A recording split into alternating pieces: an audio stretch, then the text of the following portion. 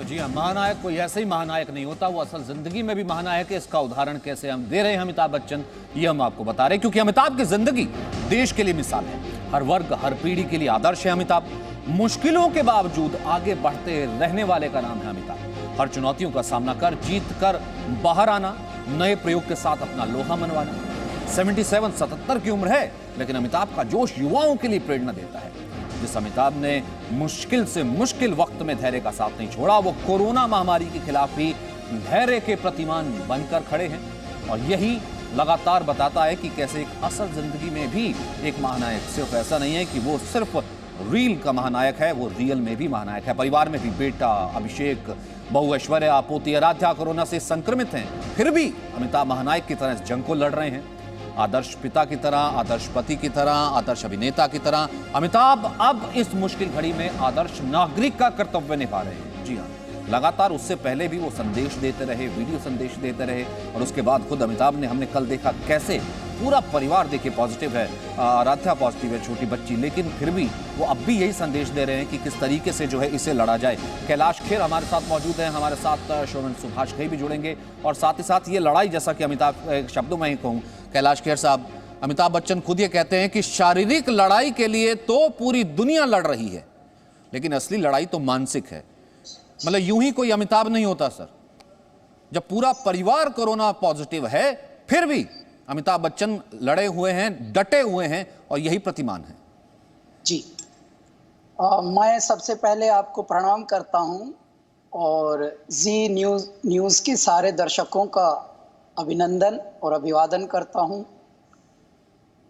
आपने भी मेरे ट्वीट को रिट्वीट किया है और बहुत आपका प्रेम मिला और सद्भाव मिले, इसके लिए आप बधाई के पात्र हैं।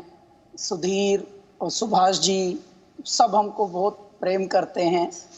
मैं एक बात बताता हूं, देखते ही देखते भारत बहुत बदल रहा है और अच्छे के लिए बदल रहा है।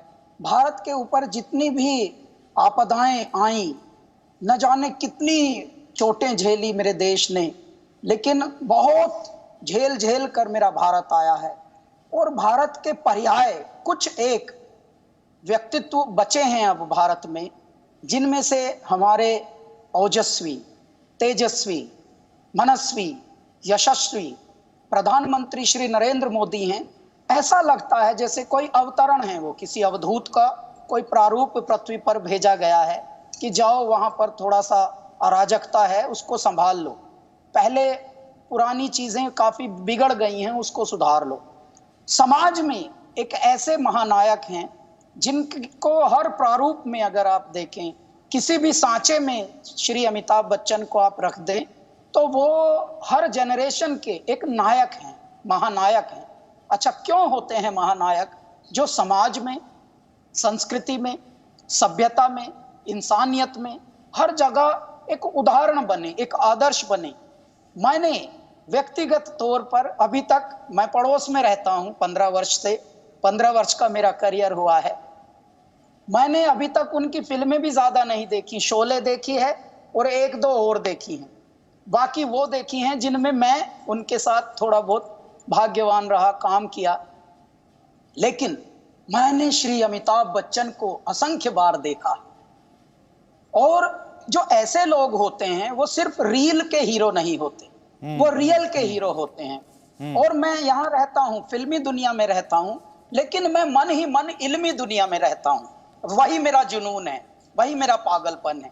मैं बहुत कम ऐसे बहुत कम विभूतियां हैं जो फिल्मी दुनिया में भी इल्मी होकर रहते हों, और ऐसे श्री अमिताभ बच्चन को मैं बहुत बारीकी से ऑब्जर्व करता हूं।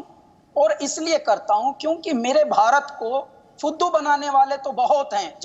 जब आप किसी पद पर आ जाते हैं तो बहुत ज्यादा आप हवाबाजी, हवाई की बातें करके इस भोला जो भारत है मेरा, इनको और हम बरगला सकते हैं, बहुत आराम से इन्फ्लुएंस कर सकते हैं। अब भी देखिए ना कैलाश भाई, वही तो मैं कह रहा हूं, लेकिन अब भी देखिए, लेकिन ऐसे समय में भैया, ऐसे समय में एग्जैक्टली मैं वही तो आज दुनिया को ये संदेश देना चाह रहा हूं कि बहुत आसान होता है ये देख लेना कि भाई और बहनों, देवियों और सज्जनों, मैं अमिताभ बच्चन बोल रहा हूं, लेकिन ऐसे वक्त में भी वो ऐसा एक फर्ज निभाते हैं।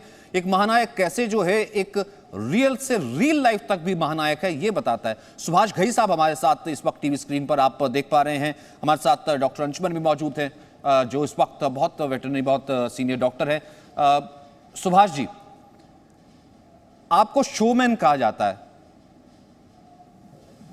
ठीक है सुभाष जी, आपको शोमैन कहा जाता है, जिसे कहा जाता है कि जो रियल लाइफ में जो होते हैं लार्जर देन लाइफ कैरेक्टर्स को क्रिएट करना। आपने ऐसे बहुत कैरेक्टर क्रिएट किए हैं, लेकिन अमिताभ को कैसे देखते हैं सर, जब पूरा परिवार इस तरीके से है, वो फिर भी रियल लाइफ में डटे हुए हैं ये बताने के लिए कि नहीं, देश को भी मेरी उतनी ही जरूरत है, मैं कोरोना के प्रति जागरूक करता रहूं, ये उनका महामंत्र है।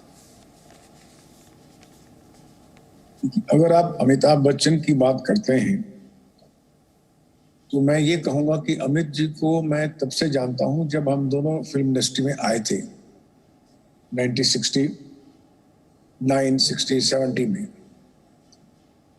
तो जो दृढ़ता, संकल्प और शक्ति और इनर फाइट करने की एक आदत अमिताभ को आज से नहीं, शुरू से है। मुझे याद है कि जिस वक्त वो आए थे, एक फिल्म कर रहे थे 7 हिंदुस्तानी, छोटा सा रोल था उनका,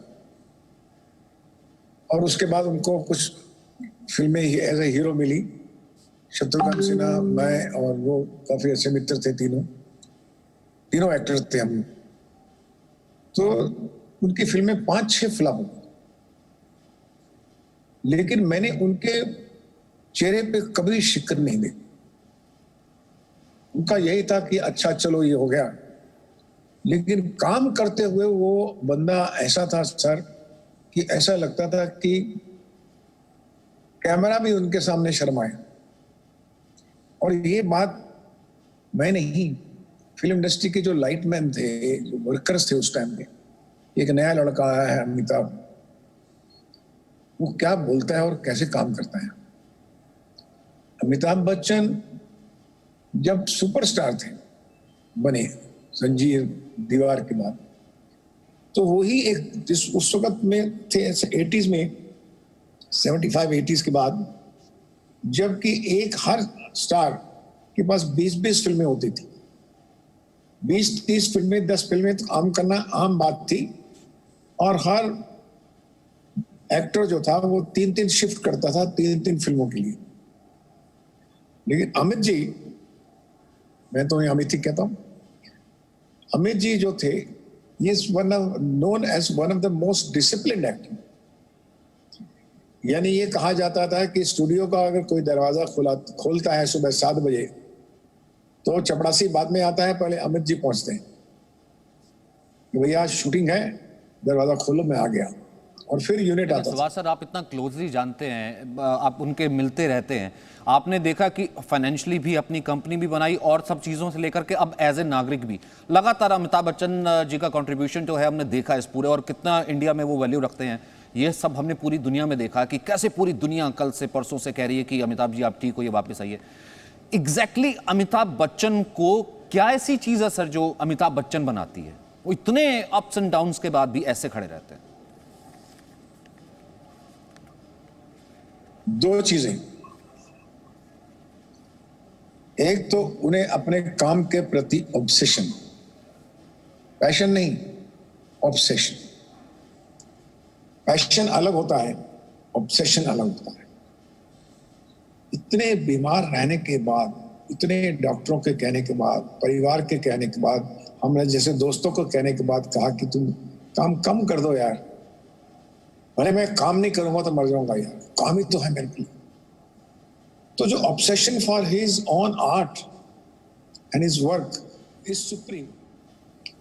दूसरी चीज जो उसको अमिताभ बच्चन कहती है, वो कभी भी दूसरे के मामले में डिबेट नहीं करते, कभी कमेंट नहीं देते। आपने कभी सुना कि किसी इशू के बारे में उन्होंने अपना विचार प्रकट किया? ये उनका मामला है। मेरा मामला, मेरा एक्टिंग है, मैं एक्टर हूं और एक्टर की तरह ही रहूंगा। मेरा एक परिवार है और एक सेट और शूटिंग मेरा काम है। तीसरा मेरा काम नहीं है। जहां मुझे समाज कहेगा, देश कहेगा, मैं वहां हाजिर हो जाऊंगा और एज एन एक्टर रहूंगा। कोशिश की उन्होंने लोगों को, उनको खुदा बनाने की कि तुम पॉलिटिक्स में भी चले जाओ, वो बेचारे गए, उनको लगा कि ये जगह मेरे लिए नहीं है।